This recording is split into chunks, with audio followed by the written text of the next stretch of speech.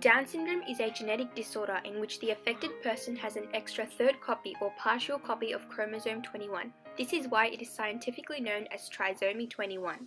The symptoms of Down syndrome vary among individuals, and despite victims generally having some physical and mental features in common, the symptoms may range in their degree of severity.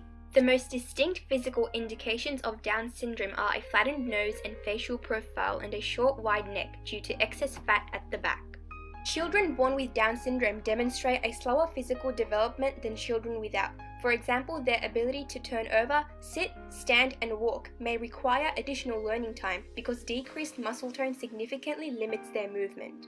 Affected children also face intellectual difficulties with specific delays in language and speech development. This is because Down syndrome may cause hearing impairment, respiratory issues, and weak processing of auditory information, restricting their ability to verbally communicate and think independently.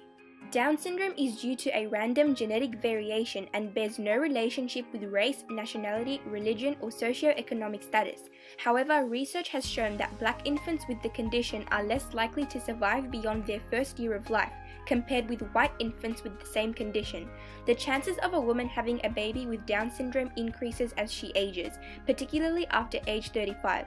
The disorder also appears to be more common among boys than girls, according to experimental studies, with 42 males and 33 females affected in a sample of 75 children.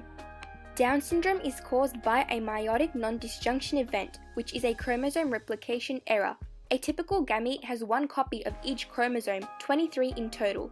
During conception, when two gametes from each parent combine, the resulting child has 46 chromosomes.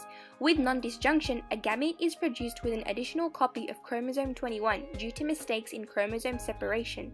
The child now has 3 of the same chromosome, a genetic abnormality causing Down syndrome. Each chromosome is made up of DNA, which contains encoded genetic instructions defining the development of our structural features and bodily functions. Genes precisely monitor our growth and development, and so with too little or too much chromosomal material, as with Down syndrome, DNA protein arrangement is disrupted and structural problems in an individual arise. The extra genetic material causing Down syndrome interferes with the functioning of the body and many bodily systems. Victims have atypical immune systems, malformations in the structure of the ear causing hearing disabilities, defects in the heart and muscles, and problems with vision, increasing the risk of cataracts. Trisomy 21 and mosaic Down syndrome are the result of random chromosomal abnormalities and thus are not hereditary. Translocation Down syndrome, which accounts for 4% of cases, is caused by a translocation which can be inherited. This is when an extra copy of chromosome 21 becomes attached to another chromosome. Either parent may have the translocation chromosome, which may be passed on to the child during conception. Translocation itself is a rare event occurring in 1 in 500 people, and scientists cannot comprehend why they happen. The inheritance pattern of translocation Down syndrome is ambiguous and can affect generations at random, 6,000 babies with the condition being born each year. Technological advancements in ultrasound imaging has allowed for the implementation of screening tests that can determine the risk of a mother giving birth to a child with Down syndrome. One effective test is the nuchal translucency scan, which is part of an assessment called Combined First Semester Screening. Nuchal translucency or NT scans are performed between 11 weeks and 13 weeks of pregnancy. During the scan, a sonographer will measure the precise thickness of nuchal translucency at the back of the baby's neck. This is a pocket of fluid which grows in proportion with the baby's body. The NT measurement is normally thin in babies, and so a thicker measurement, usually over 3.5 mm, is associated with chromosomal abnormalities like Down syndrome. The NT scan picks up about 75% of babies with Down syndrome, which emphasizes on its reliability but also its slight inaccuracy. Nuchal translucency scans are performed with a transabdominal ultrasound. This involves a transducer sending high-frequency sound waves into the patient's body via the ultrasound gel placed on their lower abdomen. The transducer is a small handheld device responsible for scanning the patient's skin. Upon receiving the echoing waves reflected off internal body tissues, a real-time 3D image of the baby's nuchal translucency is produced on a video display screen.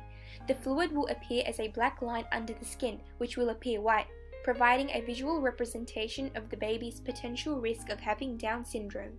Screening tests through ultrasound imaging has increased awareness in global societies about Down syndrome and their frequencies in populations, especially for families who are at risk of having a child with the condition. This is because screening tests provide pre-birth awareness of their potential risk, allowing families to prepare for the baby's extensive care and join communities such as Down Syndrome Australia. Such associations would offer assistance and advice on how to raise the child efficiently. Screening tests also allow families to think about what they want to do with their pregnancies. They may consider more accurate diagnostic tests for more information, or they may terminate the pregnancy if that is what they wish to do.